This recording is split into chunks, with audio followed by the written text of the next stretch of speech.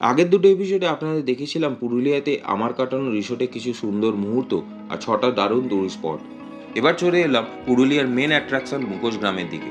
মুখোশ গ্রাম, যাকে অনেকে চাঁদিরা ভিলেজ নামেও চেনেন, এখানে ঢুকতেই মনে হয় একটা জীবন্ত আর্ট গ্যালারিতে এসে পড়েছি। গ্রামের প্রায় প্রতিটি দেওয়াল, প্রতিটি দোকান আর ঘরের সামনে ফুটে উঠেছে শিল্প আর নিখুঁত হাতের কারুকার্য।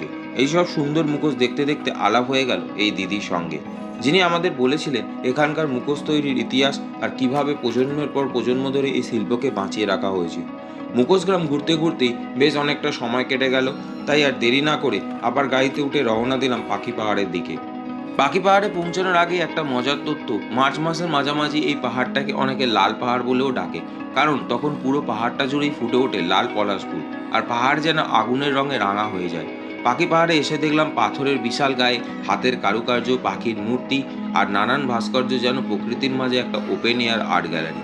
আর এখানেই আলাপ হলো এই গাইড দিদির সঙ্গে, যিনি আমাদের মহুয়া গাছ নিয়ে কিছু অজানা তথ্য। এটা কি কি গাছ বললে? এটা মুয়া গাছ। হ্যাঁ, কি হয় এর স্পেশালিটি কি? এটা এই যে মুয়া ফুলটা থেকে মুয়া রস বানানো হয়, আর ফলটা থেকে আপনার তেল বানানো হয়। সেই তেলটা ব্যথার কাজে লাগে। ব্যথা বেদনার জন্য কাজে লাগে। যে গাছ এই অঞ্চলে মানুষের জীবন আর সংস্কৃতির সঙ্গে গভীরভাবে জড়িয়ে আছে। এরপর আমরা পৌঁছে গিয়েছিলাম লাউড়িয়া শিব মন্দিরে।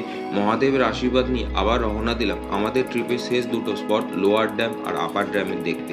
বিকেল গড়িয়ে সন্ধ্যা নামার ঠিক আগেই আমরা পৌঁছে গিয়েছিলাম ড্যামের ওপরে। আর সেই সময় আকাশ, পাহাড় আর জলের মিলনে যে দৃশ্যটা তৈরি হয়েছিল, সত্যি বলতে সেই মুহূর্তে মনটা একেবারে আনন্দে ভরে গিয়েছিল। এইভাবে পাহাড়ের সৌন্দর্য, অজানা কিছু গল্প আর অসাধারণ কিছু মুহূর্ত নিয়ে শেষ করলাম আমার পুরুলিয়া ট্রিপ।